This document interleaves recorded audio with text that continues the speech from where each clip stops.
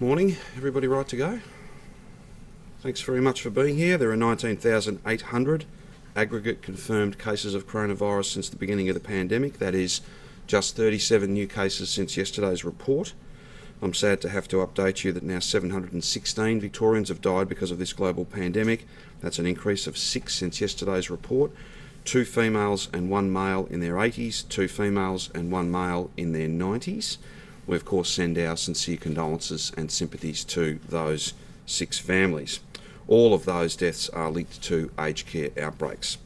There are 126 Victorians in hospital, 9 of those are in intensive care and 6 of those 9 are on a ventilator. Those numbers continue to steadily fall, and that is great news for every Victorian, but it's particularly great news for those in our hospital system who are caring for those patients.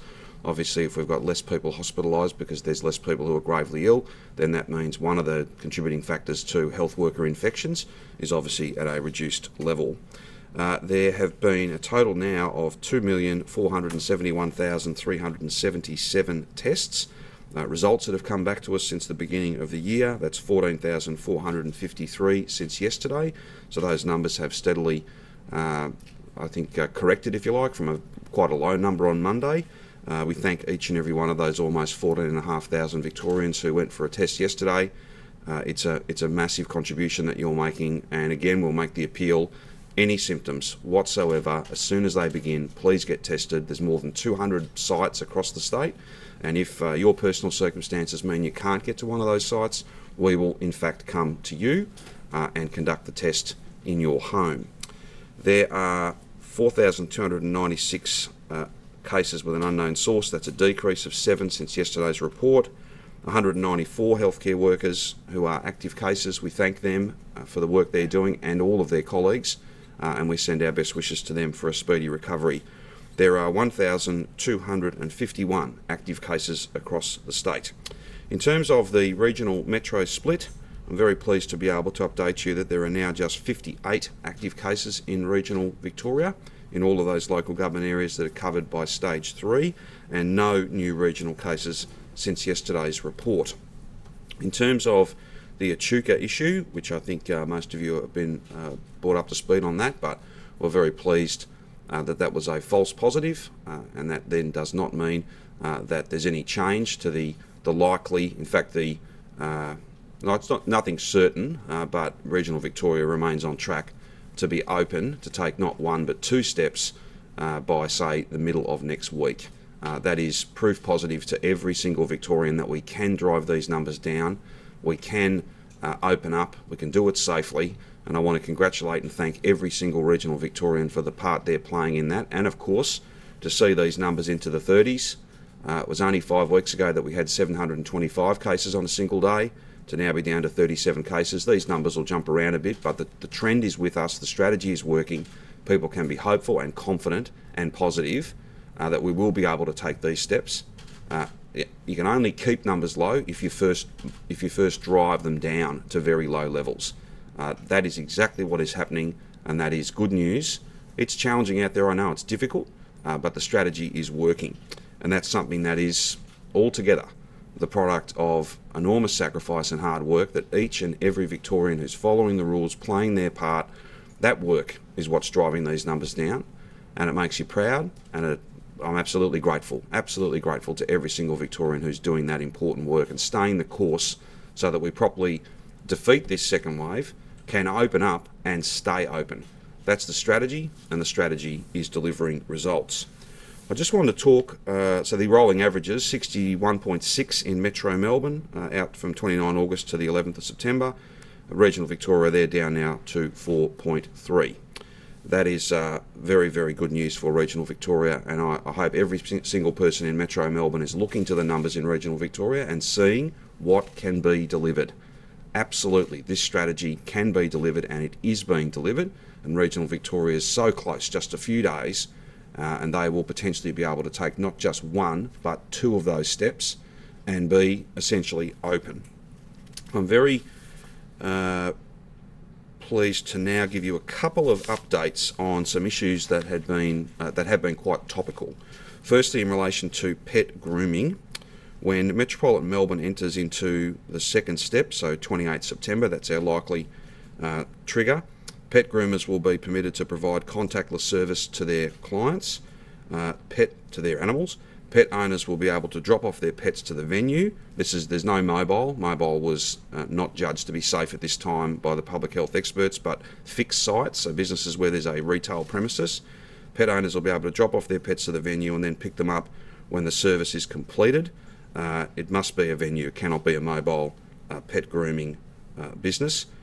This is very similar to what veterinary clinics are already doing in some circumstances. That's how they're operating across the board.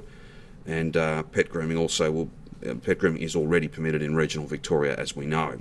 The second issue where we have, following a lot of consultation and feedback and some detailed health advice, making some very careful assessments and judgments about risk, is beauty and personal services.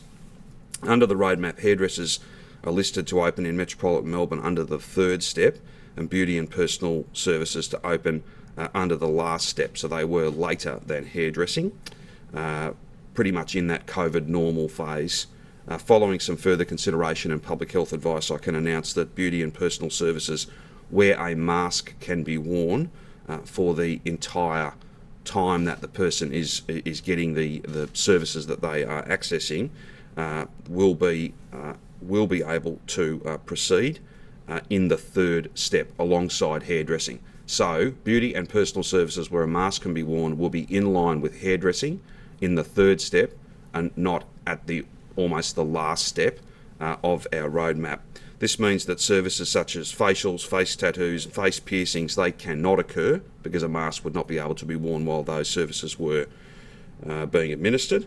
But other services will be able to be provided. In regional Victoria, hairdressers are already open, but beauty and personal services won't be far away with those points I made before about regional Victoria taking potentially in just a few days' time, not one step, but in fact 2 steps.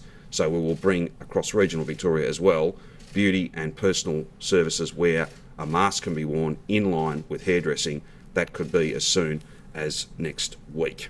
We'll provide all the exact wording up on the website so there can be complete clarity, but I thought it was important to make those 2 announcements and update the rules as they apply and the roadmap as laid out. Can I just, there's been many in the beauty and personal care sector that have been working with us, and I want to thank each of them for their very constructive approach they've taken to trying to make sure that their facilities can be open as soon as possible but safely.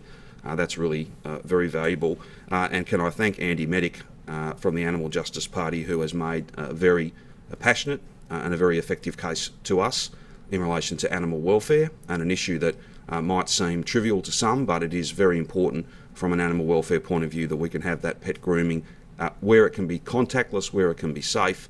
And I want to thank Andy for his very constructive approach and his partnership on that issue. Now, just finally, before I ask Brett to add to the epidemiology of the day, a couple of points. We're putting up on the website this afternoon some household COVID-safe planning hints, tips, a bit of a structure, a bit like we do when it comes to individual households being ready for the fire season each year. A lot of this is just common sense, but it's really, we've had a lot of people come to us and say, look, what can I do? What might I be able to do to make my home even safer and to be ahead of those household bubbles and more people moving in and out of your house? So it's just a really practical way that we can provide some structure and some support to households who are wanting to do everything they possibly can. We're very grateful for their interest and their absolute commitment to being as safe as possible, and that'll be, I think, a useful guide, just like the bushfire safety sort of information and planning tools that we put out each year. I just now want to deal with mental health. I was asked the other day in relation to if we had any numbers, any trends in relation to the number of people that are presenting for mental health care. That covers a whole spectrum. Some people who had mental illness prior to the global pandemic, some people who are experiencing mental illness for the very first time, some people who have relatively mild mental health issues to deal with, others who have become acutely unwell. We've made around $200 million in additional funding announcements. That money is out there in services across the whole scope of mental health care. But I just thought I'd give you a few. I've got some very recent data up to the 7th of September. So I'll run through a couple of those statistics just so people can be informed about some of those trends. They're very important. 26.7% increase in young people presenting to emergency departments for intentional self-harm and suicidal ideation over the past 6 weeks. That is of great concern to us, obviously, but it compares, if you look at the same 6 week period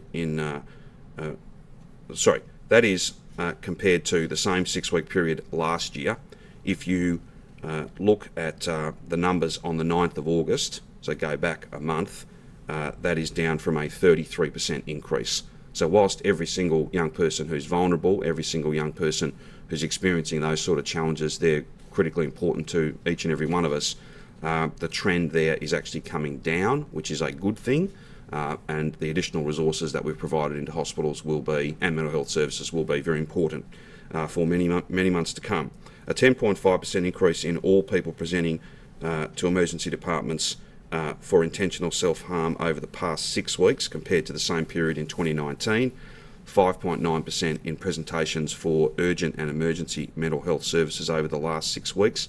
That is down from 19%, so 5.9% down from 19% when we provided an update on the 9th of August. So again, that trend is a positive one, albeit these are all very serious matters and have to be appropriately supported. 10.8% more people are contacting services for inpatient or residential program care compared to the same point in 2019. That number is basically stable. Of course, there are more people seeking care. They're getting that care, but we have had, across this year, there's been many concerns raised in relation to whether people were coming forward and getting their care, whether they were compliant with their treatment plan, whether they were perhaps missing out. Those numbers support the fact that many more people are getting the care that they need.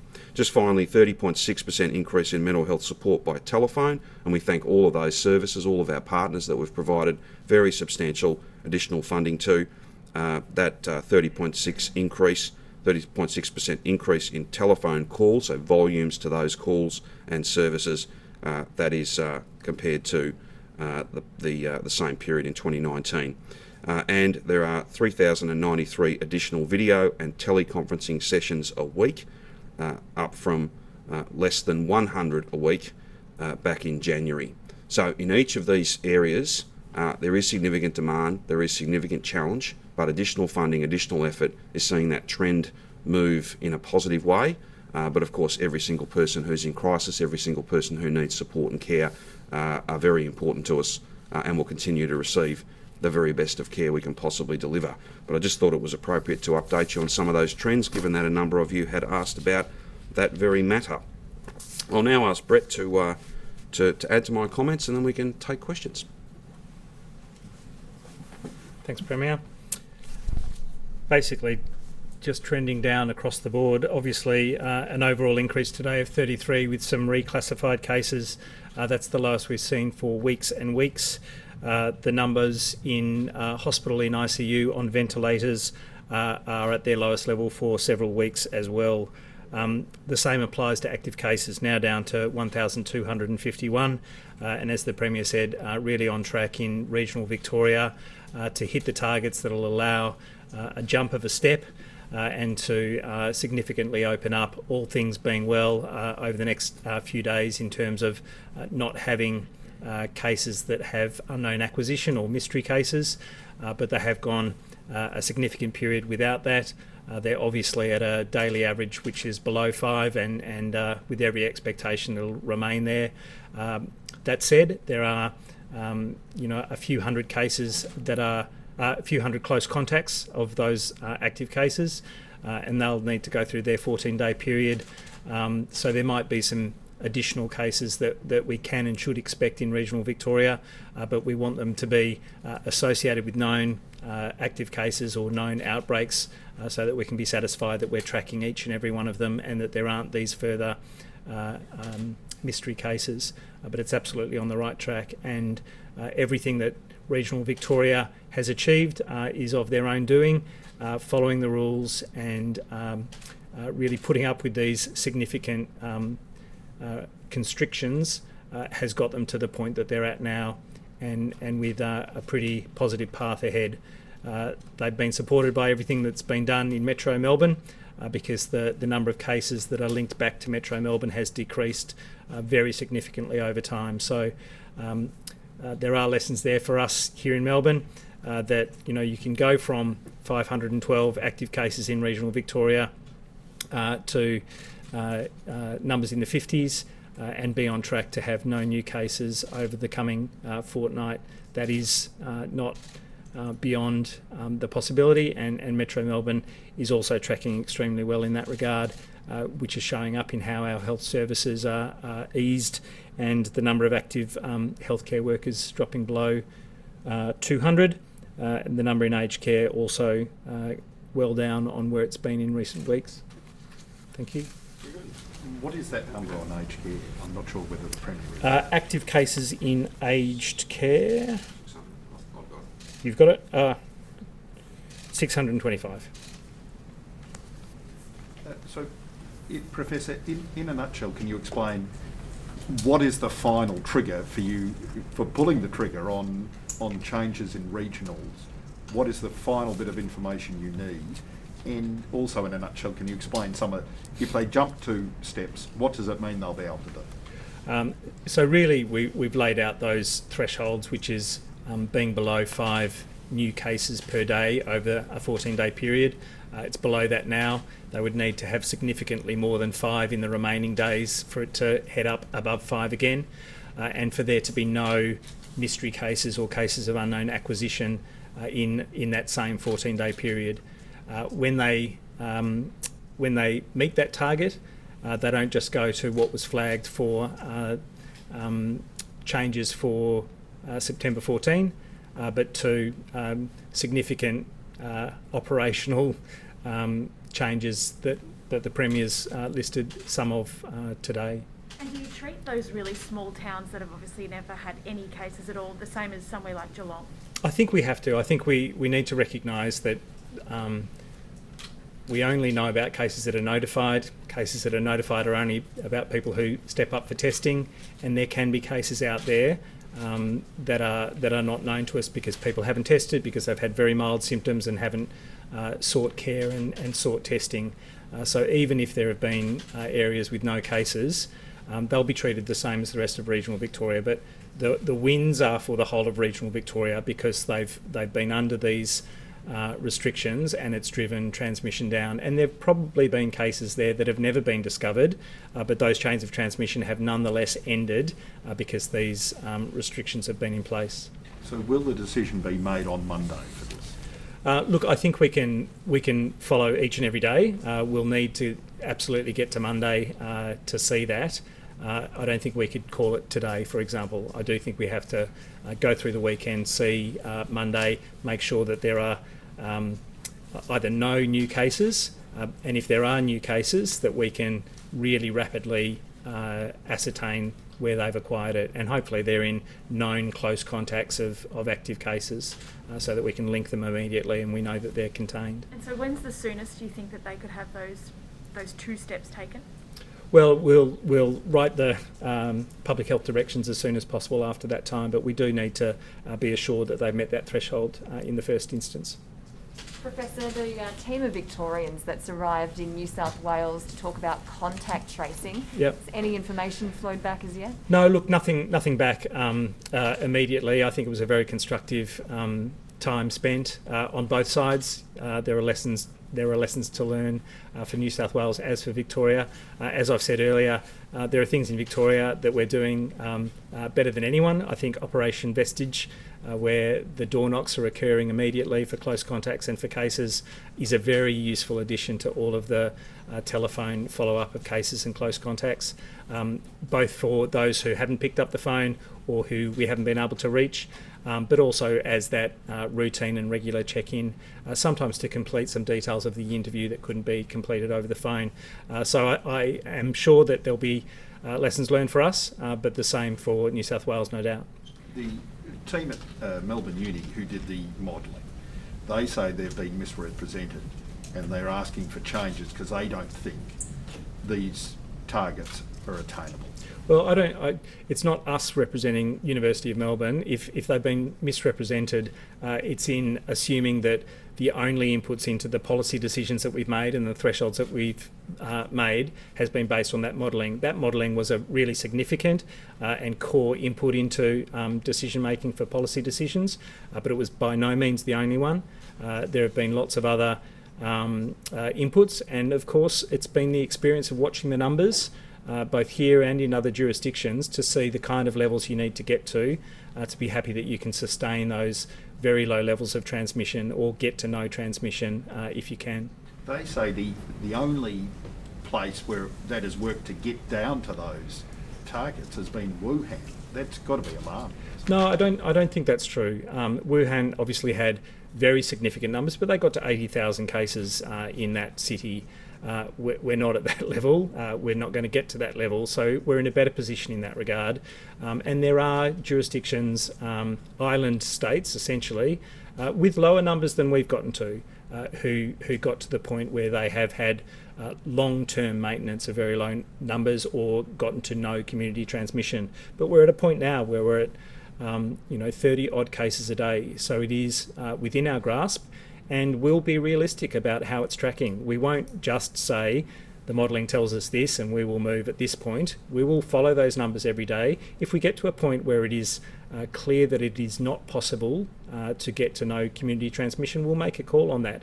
And it is also possible that we will get to a point where the numbers are higher, but we will investigate those numbers, we'll see where they're occurring, why they're occurring and how they're occurring, and make a judgment about whether 5 is the appropriate target, or if it's 10 cases a day but 8 of them are in aged care, and that's not inconceivable, that we will absolutely focus our attention on containing all transmission within aged care, but otherwise lifting for the community. But they're judgments to make down the track, and we'll do it on the basis of how things are going over the next few weeks. The suggestion from this epidemiologist is that instead of that 5 being the threshold, move it to 10, and that makes it a little bit more realistic, potentially sooner, but the difference between the percentage of risk of a third wave coming through isn't that much. Can you explain if that's actually the case? Well, I think that the judgments that we're making are based on the modelling, but other experience in Australia and internationally.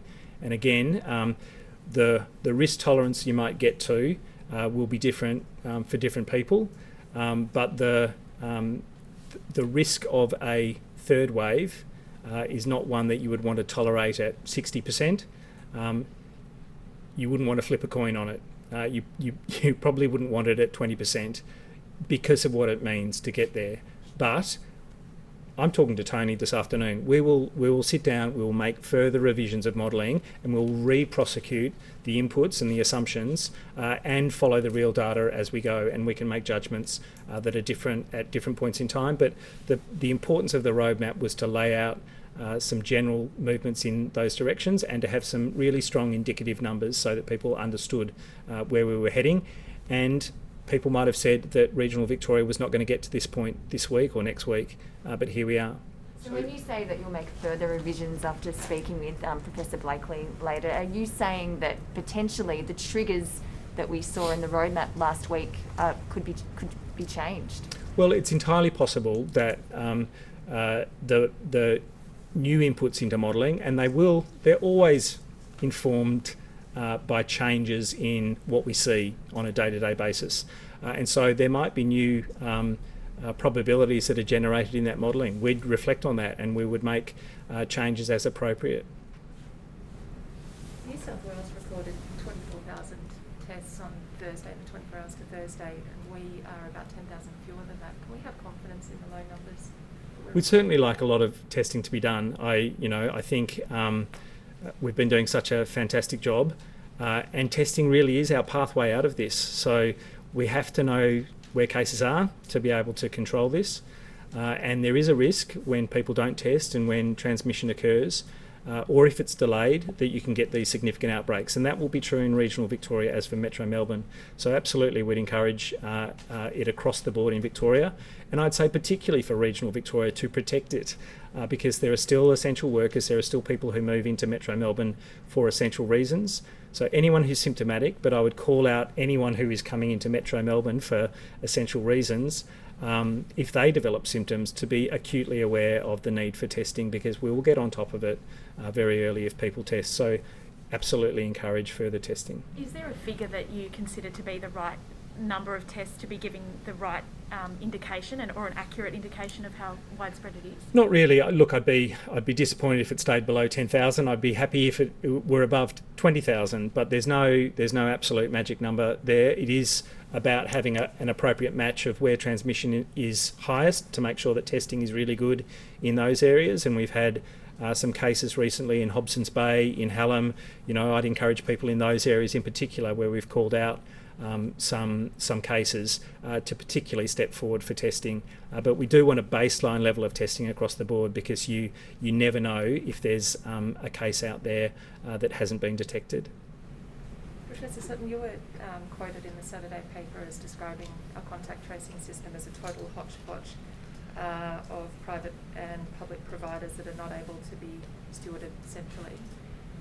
We've seen failures in outsourcing hotel quarantine to the private sector as well. Would you prefer to see the money coming in-house to the Department of Health? So that wasn't about contact tracing. That was about the fact that there are private pathology providers who operate across Victoria, and we've worked extremely hard to align the testing that's being done across those providers so that the turnaround times, which have come down significantly from a couple of days to under 1 day for the majority of people now. So it is improving, but it wasn't a comment about contact tracing at all. And I think the idea that you wouldn't go to external providers for additional surge capacity is silly. You would absolutely go to external providers when you need a surge capability, and that's what we've done. And the Whisper system is an example of an IT innovation that made a big difference in contact tracing early on, from March onwards in Victoria. You said yourself that even at lower numbers there were some intrinsic challenges with contact tracing. Do you think those have been resolved? Well, we've always talked about the improvements that have been made over time, so it's not news, to be fair, that we're at a better point now than we've been at any other point with contact tracing. So those challenges have been spoken to in some of the improvements that we've made in recent weeks, which include IT improvements, but also the beefing up of numbers of people who are on the phones, who are doing interviews, the way that notifications come in and the like. So I think we're absolutely in a better position. But we had to move through that. That was, there were complexities to work through, and it takes time and effort to get to that point.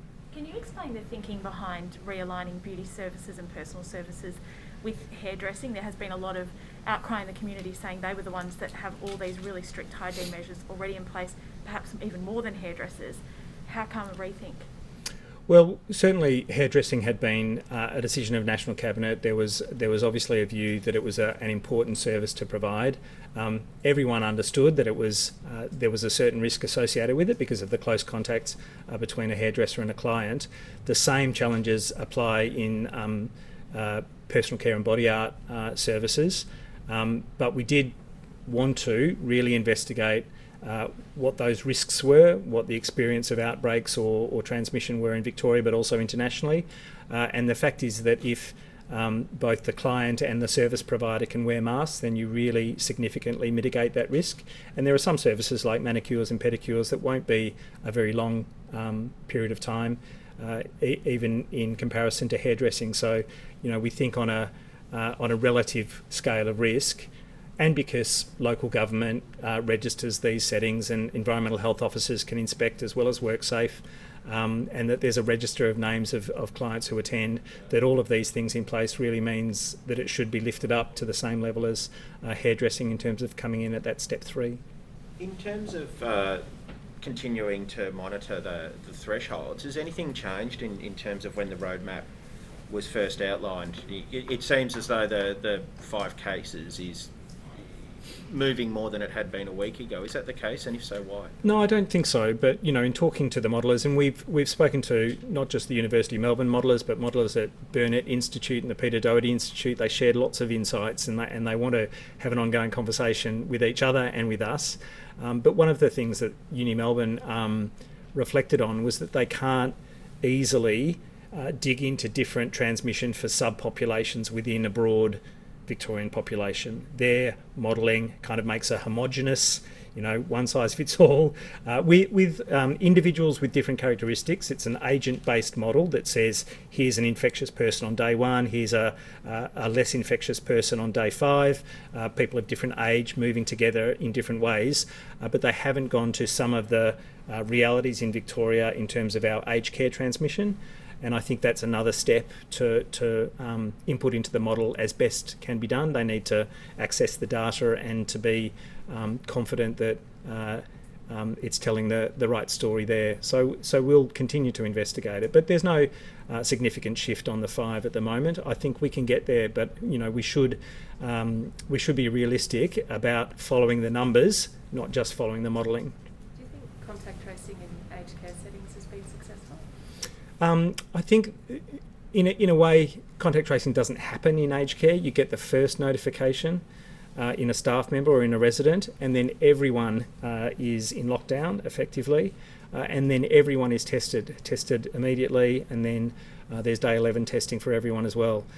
So the most critical step for aged care is for anyone who's symptomatic to get tested as soon as possible.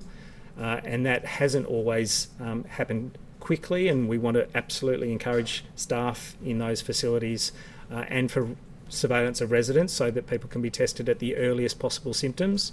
But in terms of notification to us and to the facility that there's an outbreak with one case, that's happening at the same time as notifications are coming in. But the challenge is, if someone has been symptomatic for 3 days, if a resident's been symptomatic for 3 days and potentially wandering around, that's a lot of transmission before it's even been notified. So we need to shorten those times as much as possible. Professor, I'm not sure if this is a question better for you or the Premier or both, but who set the 5 target for the easing of the most stringent lockdown? Look, it's the advice of the public health team that I lead. But it's a discussion with Cabinet, and I think the Premier can speak to the broader decision making around that. But we obviously reflected on a whole number of things, and there were some recommendations that the public health team made from that point of view. Premier? Sure. I've said many times this week, and I'll make the point again because I think it's an important one, data trumps modelling every time. Actual numbers, like so today's numbers, not what we thought we would have today, but what has actually been delivered, and all the detail, the narrative that sits behind each of those cases, that is much better than any assumption you can make. And that's why the modelling gets updated. It'll be rerun, not on what we might predict will happen, but based on what has happened. And every day that passes, we have more data, we have more actual data to put into all the different assumptions that have been made. It's a rigorous process. I've also made the point a few times that we have a great medical and scientific community in this city and across our state, and there are many different views on any given subject, and that's a perfectly healthy thing. But at some point, you have to call these things. This is not an academic exercise. This is live. It's real, and we have to lock in some settings and then push to achieve those targets. On the issue of the achievability or otherwise, we will keep putting the data in every single day.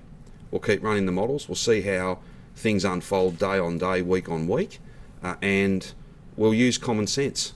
If it became clear at a point that the tail of this second wave was more stubborn than even the most rigorous modelling tells us, well then of course we would look at that.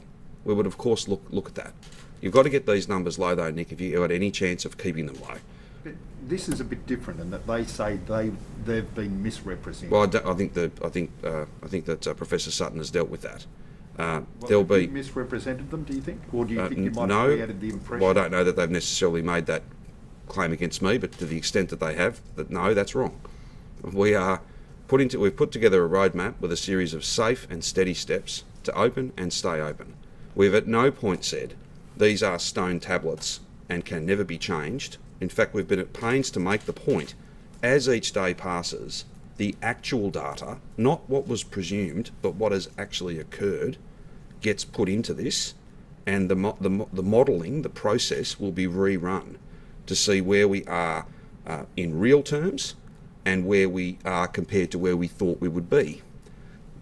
Assumptions are always beaten by the actuals, and that's why this is a constant, iterative, developing process. It's not set in stone, and we have to wait and see exactly how successful are we against all the targets that we've set. They're targets. The point that was just made a moment ago, many people would have thought that it was less likely than likely that by the middle of next week, regional Victoria would have such low case numbers that they'd be able to take not one step, but in fact two. That looks to be, as we stand here today, that looks to be exactly where regional Victoria will be in the middle of next week. So you can get these numbers down, and you must get them down if you've got a realistic chance of keeping them at very, very low levels. In other words, opening and staying open. All of this data, all the tools that we use to try and predict what would happen, it's all updated continuously by what has actually happened. The actual numbers each day inform the model as it gets run and rerun, and that'll be a process that'll happen over the weeks and months to come. So and indeed once we're open. So also. almost a week on from you releasing that roadmap, the figures that you've seen since then, should Victorians and particularly Melburnians be feeling like those targets are still as Absolutely. they stand, or should we be feeling hopeful that maybe they could be brought forward? No, what I'd say is this. I think everyone in regional Victoria should be proud and should be congratulated for the job they've done, and it is middle of next week, every chance. We're just days away from regional Victoria being able to take not one but two steps. Everyone in Metro Melbourne should look to that and say, yes, this can work, this can be done. You can get numbers down and you can keep them down. And to have just around 50 active cases in regional Victoria today, when we had more than 500 not that long ago, to have Melbourne cases in the 30s when 5 weeks ago they were in the low 700s, every single Victorian can be hopeful and positive that this strategy is working and we will hit our targets. And if we can get there beforehand, absolutely. If on the other hand, this thing proves to be more stubborn than we thought it would be, we will factor that in, of course. And then there's also the finer judgments. You might get to the end of a 14-day period, 6 or 8 cases come in. If they were predominantly in aged care, or if they were one family where we had absolute confidence that we'd locked it down and it was contained to that family, then the public health team would work through in a very detailed way. It's not just numbers, there's a narrative, there's stories, there's the circumstances behind every one of those cases, and we would look through that in fine detail, and then the public health team would make a judgment. In that vein then, Mildura hasn't had a case for something like 5 months. They're obviously a long way from a lot of the hotspots that have been a Sure. real concern. Would you ever consider looking to put them outside of Victoria's Sure. restrictions? Let me go back to this. This has been a point that's been of some concern all week. If we had been asking regional Victoria to wait 6 or 8 weeks to move as one, then we wouldn't have done that. We would have said, right, we're going to have 6 or 8 zones. We're going to have to divide regional Victoria up. But because we knew that if we stayed the course and we stuck to the strategy, there was every chance that within 2 weeks of having announced the roadmap, middle of next week, it'll be even sooner than that, we could get to that point where there were less than 5 cases and no community transmission, no mystery cases. We thought it was best not to divide regional Victoria up, have people barely acquainted with the rules that applied to their local zone, only to have the numbers such that every regional Victorian could move beyond those rules. If it was 6 or 8 weeks, it would have been a different story, but it's not. There's every chance. In fact, it is increasingly likely. I'd call it if I could, but I don't know what will come in tomorrow or the next day. But by the middle of next week, indeed early next week, I think that regional Victoria is going to be able to take those steps, and that means all of regional Victoria moves as one, and there's no need to do subsets, there's no need to do zones. And there are some very practical issues with that, around how do you police those roadblocks and all those sorts of things. It's not like it's an 8-week journey. It might only be 8 or 10 days. We'll just have to wait and see how the numbers unfold over the next couple. You mentioned that it's not an academic, we're in a real setting, not an academic setting. We are. That modelling obviously has to be done in an academic setting. So what's the process for them taking that information and turning that into to what we're living through now? Like, what's the process for taking the information they're giving you and making these decisions? Well, they provide their modelling to the public health team.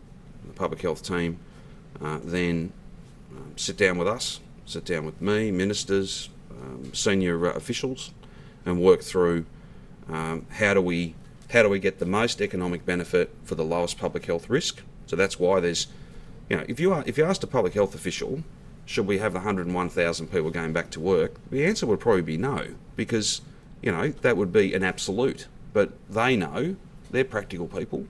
They are doing, as we are, the very best we can to strike that difficult balance.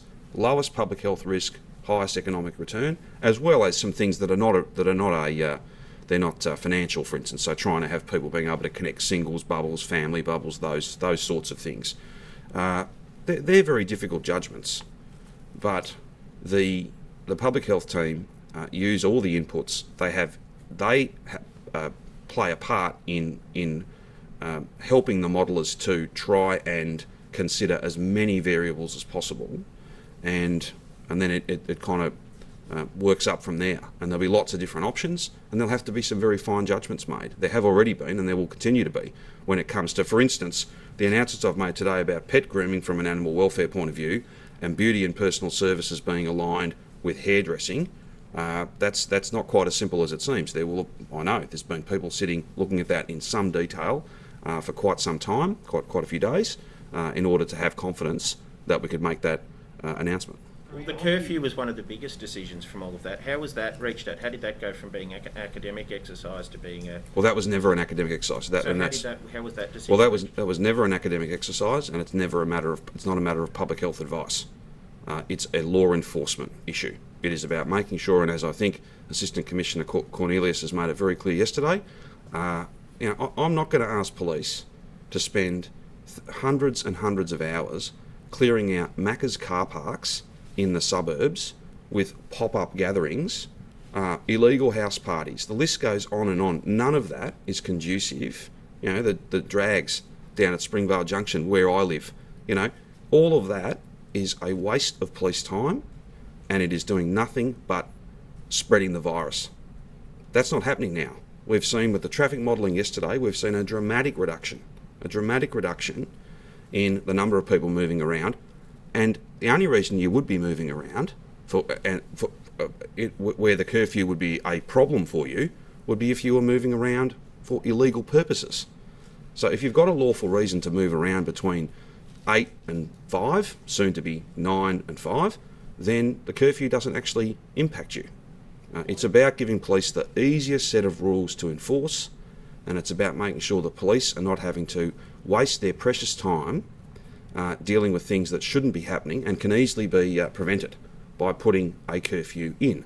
Not for a day longer than it serves its purpose, but certainly the feedback that I've had from police members, many of whom I speak with, they're having a difficult year, they've got a difficult job, it's never easy, but it's made somewhat easier by the curfew being there. Why didn't you consult with the Chief Commissioner then before? Well, I think the Chief Commissioner and Victoria Police were spoken to hours before the decision was made, and if I can, with the greatest of respect, make it clear to you that 5 or 6 hours in this thing is like a week. That sometimes you don't get 3 days to ponder something. But I'll just take you to Assistant Commissioner Cornelius's position yesterday. He couldn't have been clearer. This is exactly what we need to do, and it will not be changing. It will not be changing. We will have it there, as we've indicated, because it is serving a purpose, it's doing its job, it's limiting movement, and you will not limit this virus unless you limit movement. But it is such an imposition on civil rights in normal times. It just seems strange that... hang on, Nick. It just seems strange that you didn't discuss that with Mr Patton before. I'm not saying that's the case at all. The Victoria Police, and I've kind of covered this a couple of days ago, but I'm happy to make the point again. Victoria Police have had many very consistent views on things they have consistently reinforced with us. Give us rules we can enforce. Make the enforcement task as easy as possible. Curfew does that, absolutely does that. So it delivers on exactly what they have sought again and again, because that's their job. They want easily enforceable rules. And on the broader point about this being about someone's human rights, this is about human life. And if I sit here and try and list for you all the people that are disadvantaged by that curfew, let's just go through those quickly. If you've got a work permit, curfew does not apply. If you need urgent care, curfew does not apply. If you want to go for a jog at midnight, sorry, you can't. If you want to go shopping at midnight, sorry, you can't. The other point to that is to just remind everyone that supermarkets have been closed much earlier than that hour, well before the curfew came on. So I don't see. Yes, there'll be some burden for people who might want to go for a run in the middle of the night or try and go to a supermarket that isn't open. But let's be clear, the benefit here far outweighs anyone's human rights or any impact on them. Because there's so few reasons, Nick, this is the point, there's so few reasons to leave your home unless of course you want to go to an illegal party or go to a fast food car park and basically have a gathering that is against the rules, or any of the other sort of behaviour that we've seen. That is hard to enforce unless you've got really simple rules. That is the start and the end of it. Premier, the Human Rights Law Centre has suggested the curfew might not be lawful under the Victorian Human Rights Charter, which requires restrictions to be reasonable and at the lowest level possible. Well, I'd indicate to the Human Rights Law Centre that under a state of disaster, which is another act of the Victorian Parliament, those considerations are not the first ones. They're not the main considerations. I think human life, getting case numbers down, having less people become gravely ill and die from this virus, and then getting to a point where we can open up and stay open, that is far more important. Far more important, of a magnitude I can barely describe how much more important that is. This strategy is working, and one of the reasons it's working is that so much of the activity that we did see earlier on isn't happening now. People are not, you can't say 100%, but people are not out and about doing things they shouldn't be doing. Quite selfishly, putting at risk all the great work that everybody else is doing. That's the key point. The sacrifice Victorians have made have to count for something. And unless you have easily enforced rules and police with the determination to do their job, and we have that, and I'm very proud of them for the work they're doing. But you've got to give them the simplest rules possible, and that's exactly what the curfew does. And I apologise to people who can't go for a jog at 2 a.m, and I apologise to people who might want to go and do their grocery shopping at midnight, and they are not able to do that. But the benefit far outweighs any cost or any inconvenience for those two groups of people. And I can't think of a third group who would be able to go lawfully under the rules outside their home within curfew hours. I can't think of a third group. It's working. So let's not change something that's working because other people who are not burdened, can I say, by actually ever having to make a decision, they're commentators, they've got an important job to do. You go and do that, and we'll do the real work that matters to get this place open and keep it open. Premier, on the pet grooming, was that change granted to secure anti-medics votes the emergency powers? First he heard of the decision was when I rang him this morning, because he's lobbied on it. He's been absolutely critical about it. Never been discussed with him. I spoke with him this morning, literally 5 minutes before I walked in here, because I've given the stance he'd taken on it and the very productive way in which he's passionately argued on that issue. I thought it was appropriate to tell him. That was the first conversation I've had with him about it, and I don't think anybody was talking about these matters with him before recent days when once he saw the roadmap and said, "Oh, actually, there's some animal welfare issues here." So that is in no way accurate. Premier, sorry to step back. Is the government still consulting on hospitality? Is the government still Yes. consulting with that industry? And We can are. they be hopeful of any revisions to like the ones we've seen with the beauty industry this morning? Well, we'll have more to say in relation to trying to support outdoor drinking and dining, moving, and I think changing probably forever the way some parts of the city work. We'll have more to say about that soon, and we'll have more to say about business support soon also. Final touches are being put to those packages of support. They are very significant, and we'll have more to say about that soon. Premier, just to follow on from the question I asked Professor Sutton earlier, who set the limit at 5 for the easing? Public health advice. So the public health team will So they set the number 5? Yes. They certainly provided advice. we won't play word games, but let me just be completely clear. The advice comes from the public health team. These are the steps you should take. The ultimate decision, though, is made by Cabinet. So just not to be any confusion, but the advice, it's not like ministers sit around and try and pretend to be doctors. We don't do that. We've got a very big and highly expert team of public health advisors. They go and seek advice and input from others who are data scientists, for instance, and people who have a different set of skills. The ultimate decision is ours, but they're made on the advice of the public health team. And again, I'll just make the point, because it is really important. The actuals always beat any assumptions you make. So as each day passes, we put the actual real data into all of our thinking, and the models will be rerun, and we will see A, how much progress we're making, B, how stubborn this thing is, and we'll also look in fine detail to the circumstances behind each and every one of those positive cases. That is not an easy task, but of course when you get numbers low and you're aiming to keep them low, you have to try and understand as much as possible about each one of the positive cases that come through each day. It's a big job, but look to what's happening and about to happen in regional Victoria. Every Victorian can be hopeful and positive. We are going to deliver this strategy in regional Victoria very soon, and that should be a clear indication to every Melburnian that we can get the numbers low and we can keep them low. That's what we want to aim. That's what we aim for. We want to open up and we want to stay open. We do not want to be bouncing in and out of lockdowns, and that's what we're determined to deliver. There'll be many different views about that, much commentary. That's a perfectly healthy thing, but at some point you've got to get on, pick the strategy and push forward and get it done, and that's exactly what we are doing. Paul Little, the chair of your advisory committee on COVID, says the blunt restrictions have caused too many unintended consequences in the community. Well, I wouldn't agree with those comments. He's free to have his own view. I'm not particularly interested in having a debate from this podium with him or anybody else, really. But you know, he's got a view. He's put that view. That's entirely a matter for him. I think that he is. Well, we are all. His advice to you, because he's on the advisory group. You know, I haven't spoken to Paul, so he might have provided that advice to someone else. And he's perfectly free to have a view, whether he furnishes it as advice or not. That's entirely a matter for him. I would make the point, though, that in broader terms, we know that every single decision that's been made throughout this pandemic, every rule we've had to put on, every restriction we've had to enforce, every part of this, there's a cost. Absolutely there is. And sometimes that's measured in dollars, sometimes it's measured in anguish and hurt. We know and understand that.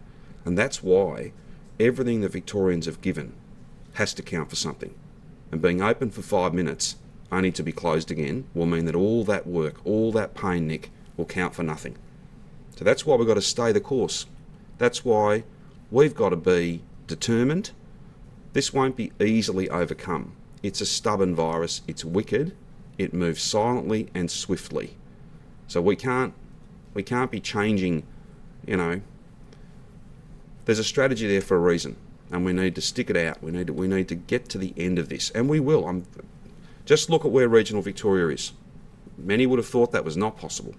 Many would have thought that was not possible even a week ago, but it is, and we will hopefully have some very, very important announcements to make early to mid next week, and then move to a situation very quickly where regional Victoria will be essentially open.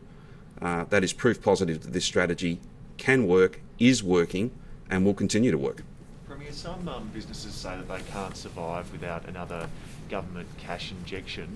Can they bank on some sort of grant program similar to the previous rounds of about, I think, $10,000 for... As I've said a few times this week, we are putting the final touches to a very significant package, and we will have more to say about that soon. And there's been very significant industry input into the sort of assistance that we're going to announce. There is a bit more work to be done. It's getting very close, though, and I'm very grateful to all of those industries, none of whom are happy to be in the predicament they're in, and I'm not happy to have to confront the reality we confront either. But you know, you can have those debates. You know, if only anger and frustration worked against this virus, it'd be, you know, we'd be in a different set of circumstances. We aren't. We just have to see this through. But I know there's a lot of pain out there. There's a lot of businesses doing it tough, and we'll have more to say. And the package of support will be very substantial, and it has been well informed by the constructive discussions we've had with people from across the board, and I'm very, very grateful to them. Even when regional Victoria does reopen and is operating as much as it can be, how closely and strictly will you be monitoring the borders between Melbourne and regional Victoria? Yes. And especially when it comes to the Chamber of Commerce has suggested today holding off on the grand final day public holiday, given it's not here in Melbourne, and potentially looking to put that later in the year when it's safe for people to travel, so that some business and some more economic... Yeah, I've got no announcements to make about the grand final Friday public holiday. It'll go ahead as I've outlined. But in terms of regional travel, the 2 points you raised. Firstly, we will defend that border really, really tightly. We can't have a situation where regional Victoria gets to take not one but the 2 steps, gets pretty well opened up. We've got a different set of circumstances in Melbourne, much more virus in Melbourne. We can't have a situation where people are travelling for anything other than essential reasons into regional Victoria and movement both ways. So yeah, we'll have a lot of work's being done on that, and we'll have some further announcements to make about how that system will work. We know that there are a lot of people who move between Melbourne and regional Victoria for work and for other purposes, whether it be people that work in the health system, for instance. There's many thousands of nurses, for instance, that come from the regional Victoria, not that far out of Melbourne, but they travel in and out of Melbourne. We know it's inconvenient to be stopped for lengthy periods of time at roadblocks and things like that, but I think my feedback from regional Victorians, they're proud of the fact they've got such low numbers. They jealously guard it, and they know that keeping those numbers low is essential to keeping country Victoria open. So they want that border defended, and we will do that, and we'll have more announcements to make on that soon. Is it not tempting disaster by having that holiday where it is natural? That holiday is actually one of the reasons it's designed originally, was to get people into country Victoria. Is it not tempting fate or disaster by having it anyway? Would it not make sense to delay it until... Well, I don't see it as a risk, because you won't be allowed to travel to regional Victoria unless, of course, we've made decisions where we think that's a safe thing to do. So, we've got checkpoints at the moment. We've got a degree of enforcement. Police are doing a great job. I think we may step that up. It may go to a new level to make sure that only those who absolutely need to be travelling into country Victoria are doing that. There'll be a time for us to make further announcements, Nick, around supporting regional tourism. We know that we're not going to be having international flights leaving Melbourne for a very, very long time, it would seem.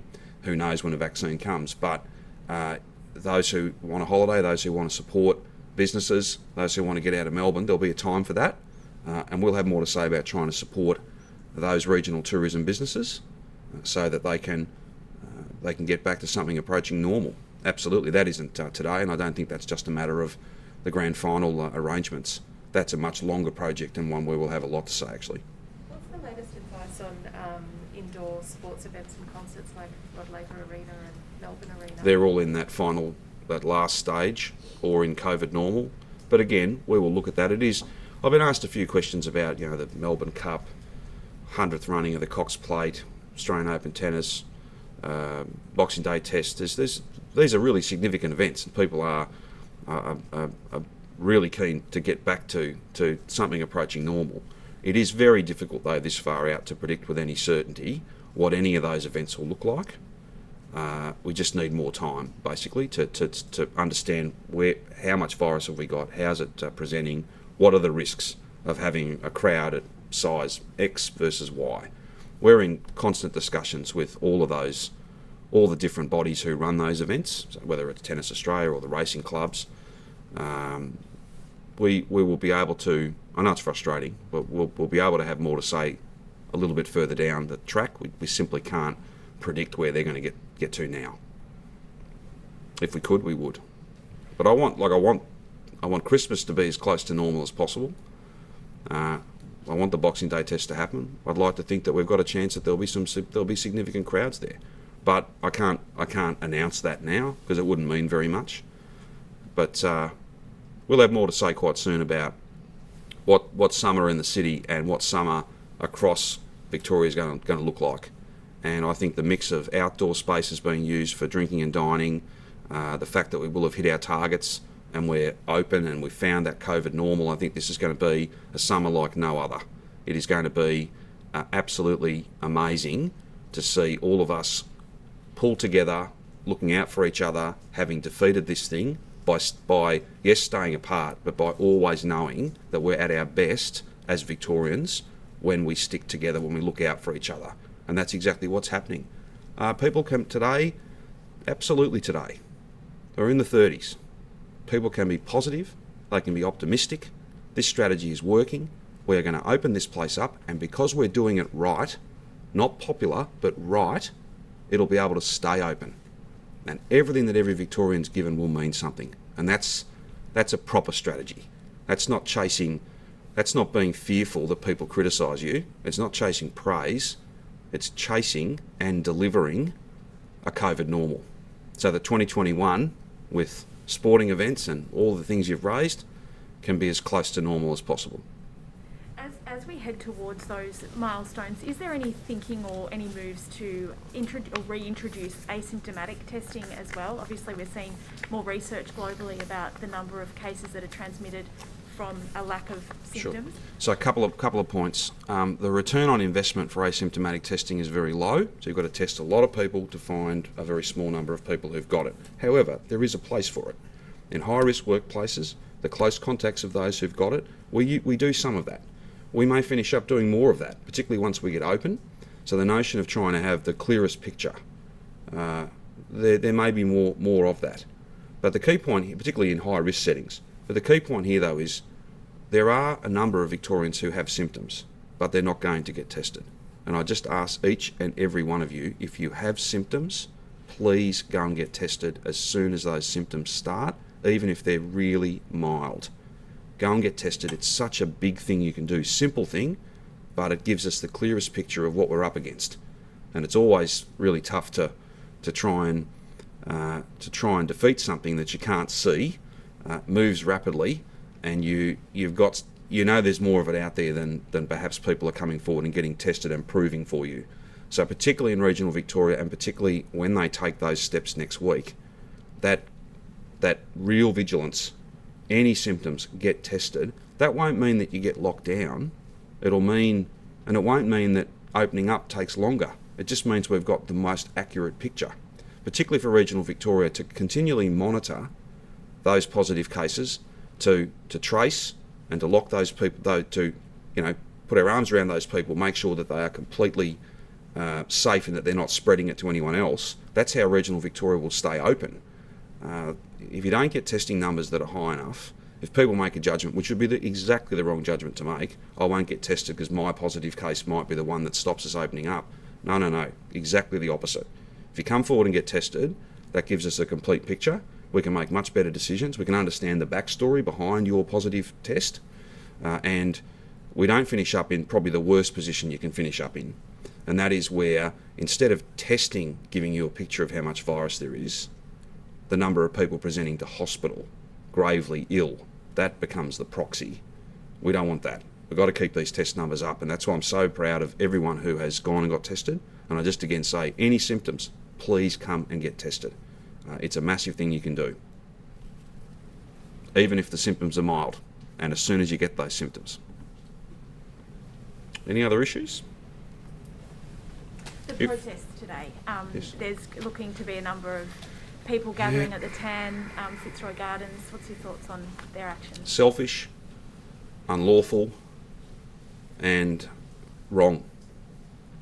Absolutely. It's not smart, it's not right, it's not lawful to be protesting. Now is not the time for protest. No one has the right to make choices like that potentially puts at risk everything that everyone's given and everything that we're working towards. Instead of having protests, let's do everything we can to not spread the virus. Let's keep following the rules, keep getting tested, and then we will move through, take these safe and steady steps, just like regional Victoria is about to next week, and we can get the place open and we can keep it open. That's the only way to do it. If there were other choices available to us, then we would have made those. But no Victorian has the right to act in that way and put at risk everything that the vast majority of law-abiding Victorians, decent Victorians, have given. All the sacrifice they've made should not be frittered away by anyone making a selfish choice that they can protest. You can't. It's not appropriate. It's not lawful. Look, I don't know if I can be any clearer than that. And Victoria Police will be pretty clear as well. They've got a job to do and they will do it. A number of people watching just want a simple answer to the question, if we can. If regional Victoria jumps and goes to the second, Yes. in broad terms, what sort of things will the people in regional Victoria? Oh, well, you finish up with, so they're at 4 reasons to leave home at the moment. There's no curfew there. They've got a range of different settings, but what you'll finish up with is pubs, cafes, restaurants. They'll be open. There'll be a mix of inside and outside. You'll be able to leave your home, and you'll be able to do so for any purpose, really. You finish up. They're not just taking one step; they're taking two. So they pretty much finish up open across the board, and people get to go and do the things that they have been craving for a long time. There'll still be some rules though. There'll still be COVID-safe plans. Lots of those high-risk industries will still have rules that they have to follow. But the way regional Victorians live their life, it'll be much closer to normal than it's been for a long time. Everything from being able to go and have a coffee, buy a meal, have a beer at the pub, all of those things will be able to happen again. And that's proof positive that you can open up and stay open if you drive the numbers down to the lowest level. I'll get you the full page of all the things they can do, because there are more things than that. I'll get you the full page from the roadmap. And it's how far ahead of schedule?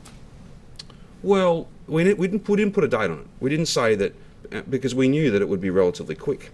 We didn't think that we'd have to wait 6 or 8 weeks. So we've still got a few days to get to the 14 days. It could be the middle of next week.